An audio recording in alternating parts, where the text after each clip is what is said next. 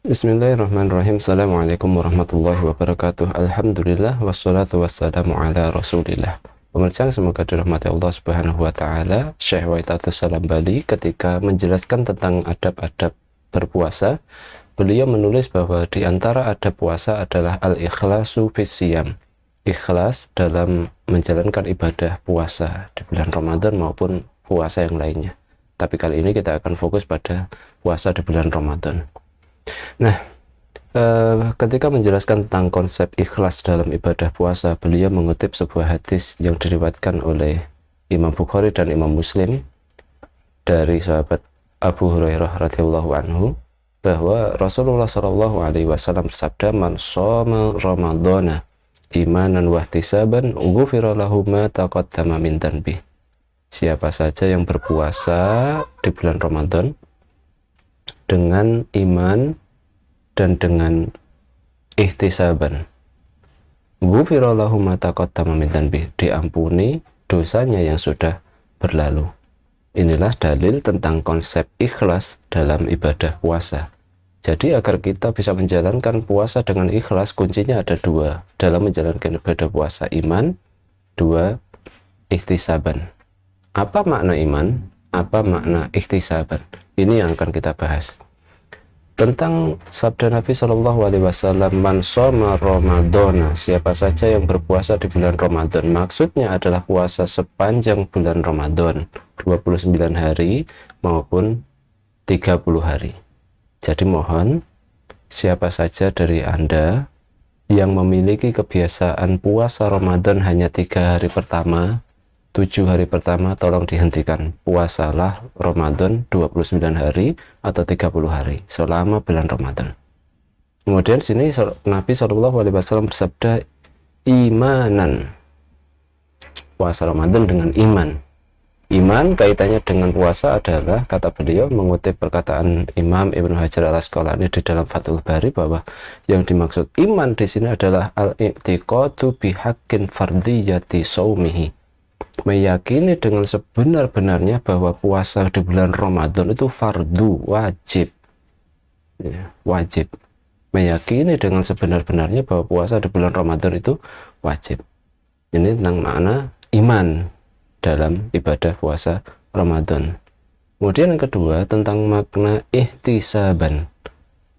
Kata Imam Ibnu Hajar adalah thalaba tsawabi minallah ta'ala, mencari, mengharapkan pahala dari Allah Subhanahu wa ta'ala.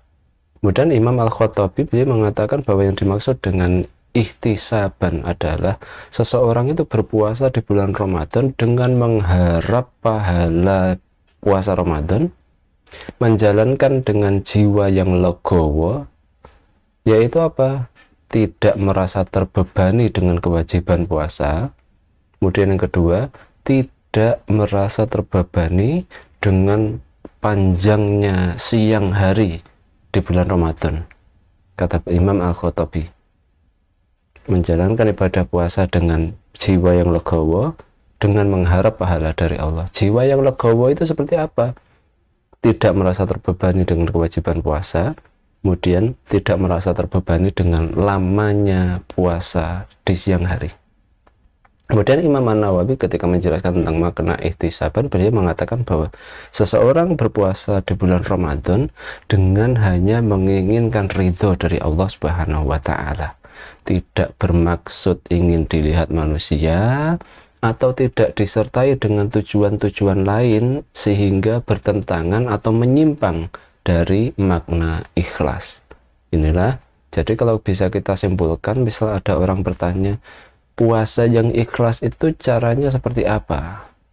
Menyimpulkan dari penjelasan ini tadi, satu, puasa yang ikhlas itu meyakini bahwa puasa Ramadan itu wajib.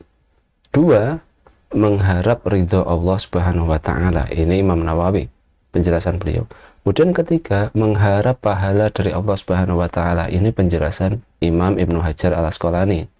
Kemudian yang keempat adalah tidak merasa terbebani dengan ibadah puasa tadi, tidak merasa terbebani dengan ibadah puasa. Ini adalah pendapat Imam Al-Khattabi. Kemudian yang kelima, tidak merasa terbebani dengan panjangnya, lamanya puasa di siang hari.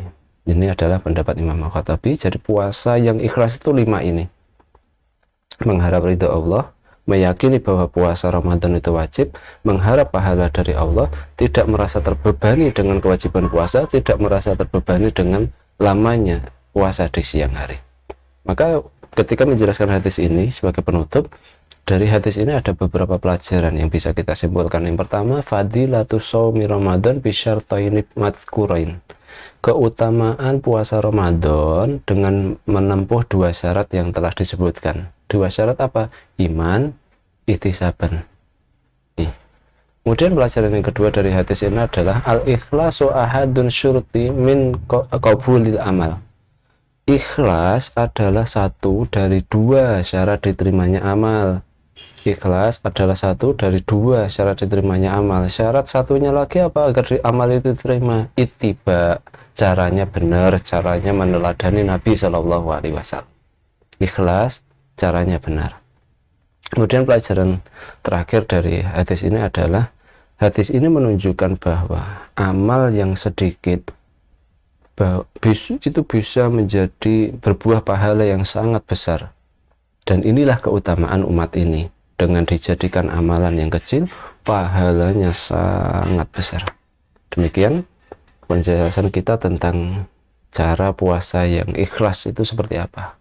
Ini tadi puasa yang mengharap ridho Allah, puasa yang mengharap pahala dari Allah, puasa yang meyakini bahwa puasa Ramadan itu wajib, kemudian puasa yang tidak merasa terbebani dengan kewajiban puasa, kemudian tidak merasa terbebani dengan lamanya puasa di siang hari.